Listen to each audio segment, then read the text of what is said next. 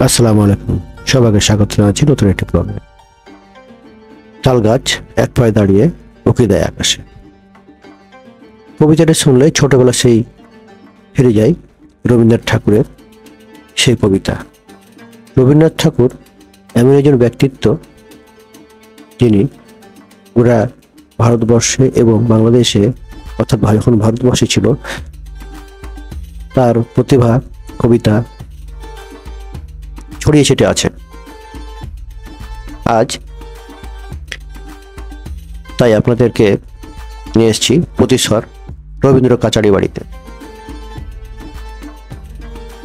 এখানকার ইতিহাস জানবো এবং রবীন্দ্রনাথের কাচারি বাড়িটি ঘুরে ঘুরে দেখাবো।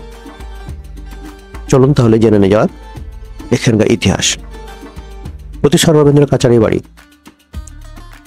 নওগাঁ জেলার আত্রাই উপজেলায় অবস্থিত বাংলাদেশের অন্যতম একটি সংরক্ষিত পুরাকীর্তি ও বিশ্বকবি রবীন্দ্রনাথ ঠাকুরের স্মৃতিবিজড়িত স্থান।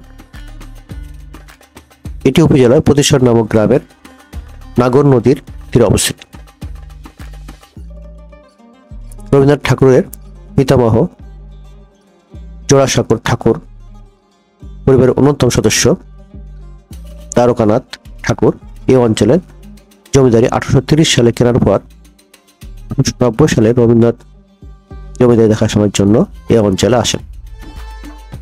এই কাচারিতে অবস্থানকারী রবীন্দ্রনাথ ঠাকুর বেশ কিছু কাব্য, গল্প ও প্রবন্ধ রচনা করেন।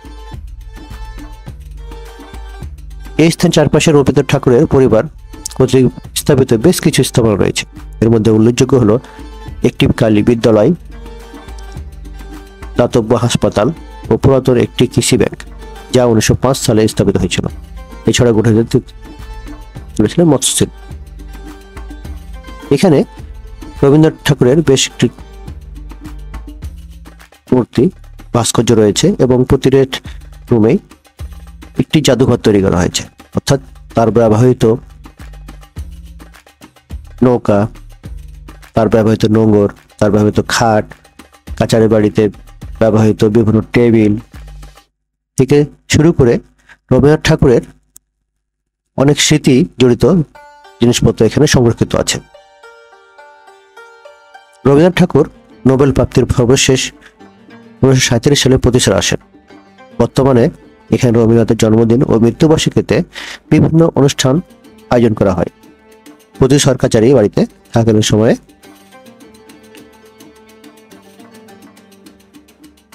রবীন্দ্রনাথ ঠাকুর গোড়া, ঘরে উপাহির উপন্যাস এবং বিদায় অভিশাপ প্রকাশ্য কাব্য রচনা করেন। তিনি প্রতিহিংসা, ঠাকুরদা ও ভারতবর্ষী প্রবন্ধ এই সময়ে রচনা করেন। প্রতিস্বরের স্থানগুলো দেখতে অনেকটা শিলাইদহ ও শাহজাদপুরে একই পরিবারের কর্তৃক স্থাপিত স্থানসমূহের মতোই। এখানেই দেখা হচ্ছে নতুন কোনো ব্লগে। আসসালামু আলাইকুম, সবাই ভালো থাকবেন। দেখা হবে নতুন কোনো ব্লগে। প্রতিস্বর কাচারি বাড়িটি কেমন লাগলো তা কমেন্টসের মাধ্যমে জানালে উপকৃত হব। আল্লাহ হাফিজ, সবাই ভালো থাকবেন।